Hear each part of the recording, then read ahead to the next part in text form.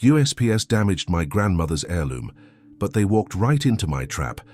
I never thought I'd be the one to continue my grandmother's legacy. Growing up in Boston, I'd spend every summer at her sprawling Victorian home overlooking the Atlantic.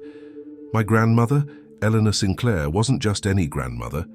She was a force of nature, a woman who'd built a jewelry empire from scratch after immigrating to America in the 1950s.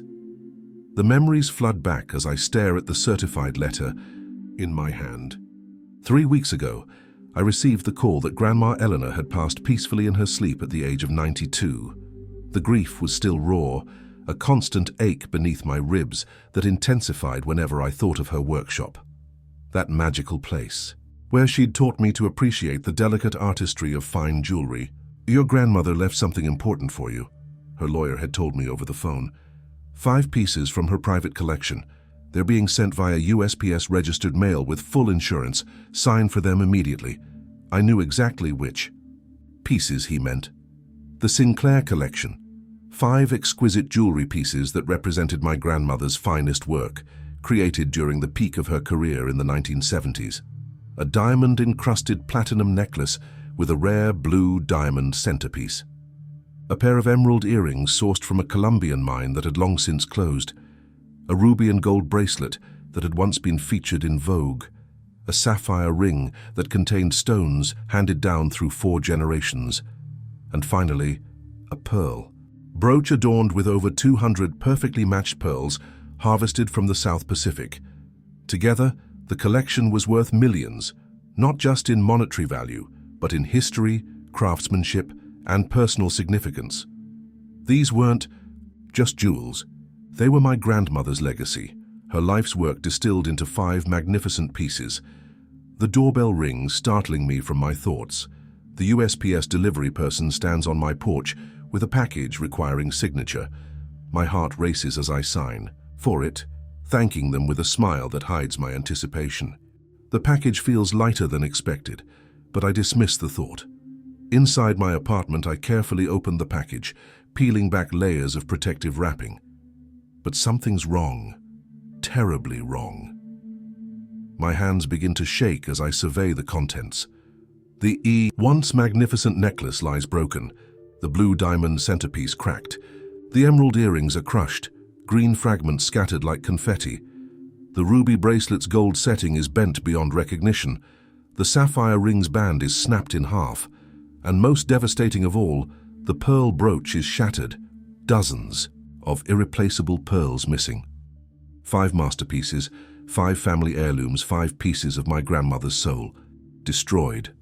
Not by time or wear, but by careless handling.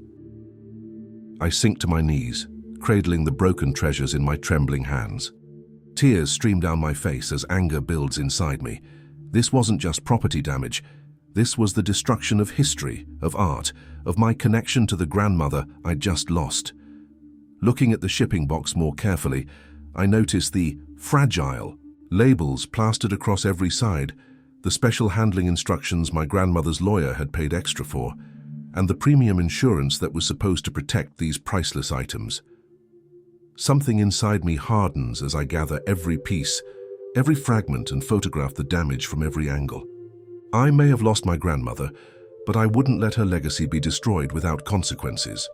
Little did the USPS know they had just walked into a trap of their own making, because if there was one thing my grandmother had taught me besides appreciating fine jewelry, it was this: never accept defeat when you've been wronged. The morning after discovering the damaged jewelry, I woke with a clarity and purpose that cut through my grief. My grandmother had been meticulous about documentation, another lesson she'd taught me over the years. "Always keep records," she would say in her slightly accented English. "In business and in life, your documentation is your power." I pulled out my laptop and began assembling what would become my case. First, the appraisal certificates for each piece, completed just 2 years ago when Grandma Eleanor had updated her insurance policies. The detailed descriptions matched with high-resolution photographs taken by a professional photographer, showing each piece in its original, pristine condition. Next, I found the documentation from her lawyer, the shipping instructions, the insurance purchase, the handling requirements, all printed and signed with multiple copies. There were even notes specifying the type of packaging materials to be used. I called my cousin David, who worked as an insurance adjuster in New York. "This is a clear case of negligence," he said, after I sent him the photos of the damaged jewelry. "But you need to document everything perfectly. They'll try to minimize this, claim the damage was pre-existing, or that the packaging was insufficient." Taking his advice, I created a detailed log of every interaction, starting with the package's delivery. I had security camera footage from my apartment building showing the delivery person tossing the package onto the cart rather than placing it carefully. I had the package itself with all its original labeling. I had photos of each layer as I had unwrapped it, revealing inadequate cushioning despite the premium shipping paid for. Then came the most painful part, documenting the current state of each piece. I carefully laid out each broken treasure on a black velvet cloth, photographing it from multiple angles under proper lighting. The contrast between these images and the appraisal photos was heartbreaking. I contacted 3 independent jewelry appraisers specializing in vintage and custom pieces. Each came to my apartment, examined the damaged items, reviewed the original appraisal documents, and provided written assessments of both the pre-damage value and the current state. Even with expert restoration, these pieces will never regain their original value or integrity, said the last appraiser, an elderly man who had known my grandmother professionally. "The blue diamond in the necklace has a crack that cannot be repaired. Those Colombian emeralds can't be replaced. The mine doesn't exist anymore. And those pearls..." He shook his head sadly. "Those pearls were harvested over decades from a specific lagoon in the South Pacific. The matching alone took your grandmother years. I filed the official insurance claim with USPS, attaching all documentation, over 50 pages detailing the value, the damage, and the irreplaceable nature of the collection. I requested the full insured amount, $3.75 million. 2 weeks later, I received their response. My claim was denied. The reason? Insufficient evidence of proper packaging and handling prior to USPS acceptance of the package. They were blaming my grandmother's lawyer for not packaging the items correctly, despite all evidence to the contrary. That evening, I sat in my grandmother's favorite chair that I'd moved to my apartment after her passing, looking at the fragments of her legacy spread before me. I could almost hear her voice. "When they underestimate you, that's when you have the advantage." I reached for my phone and dialed the number of Catherine Zhang, my college roommate who had gone on to become a formidable attorney, specializing in corporate liability cases. "Catherine, it's me. I need your help with something." "How do you feel about taking on the United States Postal Service? In cases like this, government entities often count on people giving up," Catherine explained as we sat in her downtown office overlooking the Boston skyline. "They have resources most individuals don't, and they know it." "I'm not most individuals," I replied, sliding the comprehensive file across her desk. "And these weren't just pieces of jewelry." Catherine spent hours reviewing my documentation, occasionally nodding or making notes. Finally, she looked up. "You've built a solid foundation here," she said, "but we need more. We need to prove the USPS was negligent at multiple points, not just during delivery to your door." What followed was 3 months of strategic battle. Catherine filed an appeal with the USPS Claims Department, simultaneously preparing a federal case should the appeal fail. Meanwhile, I initiated what would become a crucial element of our strategy. I requested the tracking data for the package, not just the basic information available to consumers, but the detailed internal scans that show every movement and handling note. Catherine submitted a Freedom of Information Act request to obtain complete records of the package's journey. The data revealed something interesting. The package had been flagged as special handling required at the origin facility, but this flag disappeared at a distribution center in Chicago. Somewhere in that facility, the package had been reclassified as standard. "We need someone on the inside," Catherine said, "someone who can tell us how a package like yours would typically be handled." Through a friend of a friend, we connected with Marcus, a former USPS employee who had worked at the Chicago Distribution Center until his retirement the previous year. After signing a consultation agreement, Marcus reviewed our documentation. This shouldn't have happened, he stated firmly. Those fragile stickers and the special handling classification should have guaranteed manual processing through the entire journey. Based on these scan times, your package was put through the automated sorting machine, something that should never happen with insured valuables. Armed with this information, Catherine expanded our claim. We weren't just seeking compensation for the damaged items. We were alleging systemic negligence, failure to follow USPS's own procedures for handling high-value insured packages. We also enlisted the help of a packaging expert who analyzed the remains of the shipping materials and confirmed they met or exceeded recommended standards for shipping valuable jewelry. His report directly contradicted the USPS's claim that improper packaging was at fault. 6 months after filing the expanded claim, we received another denial. This time, however, they offered a settlement, $750,000, approximately 20% of the insured value. "They're testing your resolve," Catherine said. "They expect you to take it because most people would." "My grandmother didn't build her legacy by accepting lowball offers," I replied. "Neither will I." Catherine smiled. "Then we go to court." The lawsuit made local news, then national. "Grandmother's destroyed heirlooms, woman takes on USPS," read one headline. I received calls from journalists wanting to hear the story, but Catherine advised minimal public commentary. "Let the documentation speak for itself," she counseled. What we didn't expect was the outpouring of similar stories. Dozens of people contacted us with their own experiences of damaged valuable shipments and denied claims. Catherine recognized the potential immediately.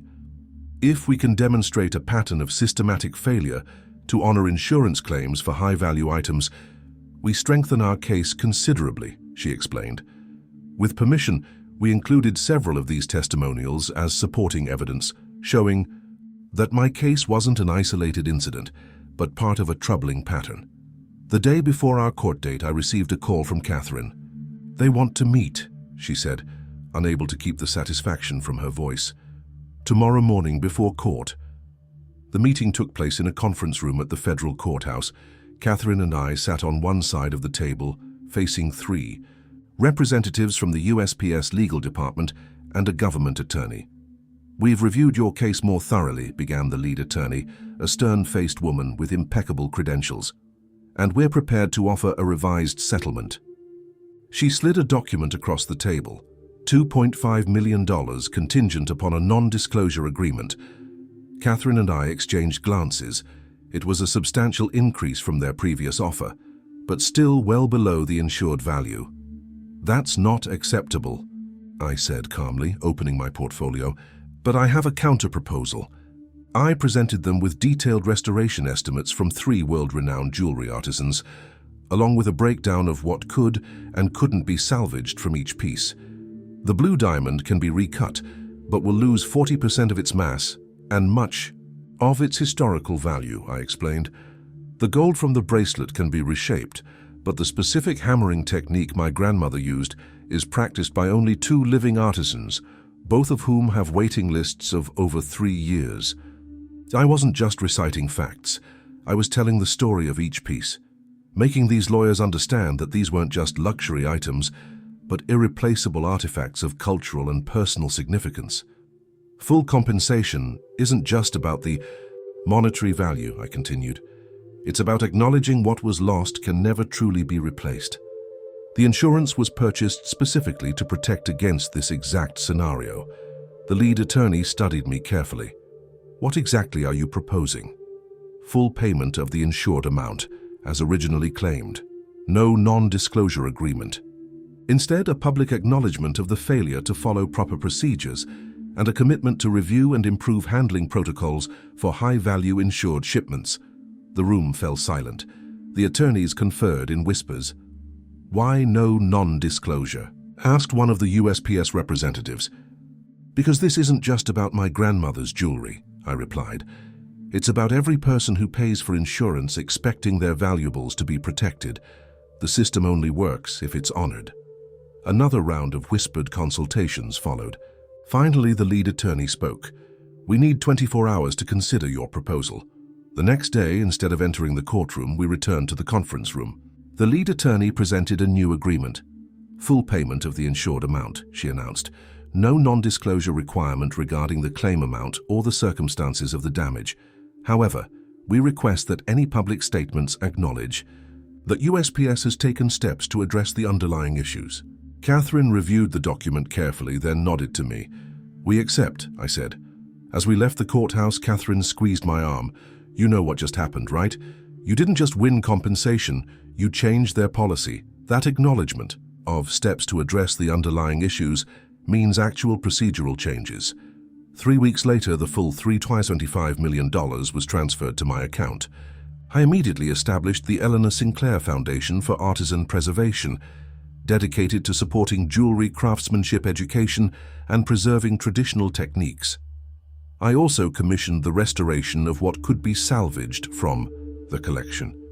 It wouldn't be the same, nothing could replace what was lost, but it would honor my grandmother's legacy in a new way. 6 months later, I received an unmarked envelope containing internal USPS documents outlining new mandatory training programs for handling high-value packages and revised insurance claim procedures. No note was included, but the message was clear. Systems were changing because someone had stood their ground. In my grandmother's workshop, which I had carefully recreated in my own home, I placed the restored pieces alongside photographs of their original forms. They were different now, marked by their journey, their breaking and partial healing visible in ways only someone who knew them would recognize.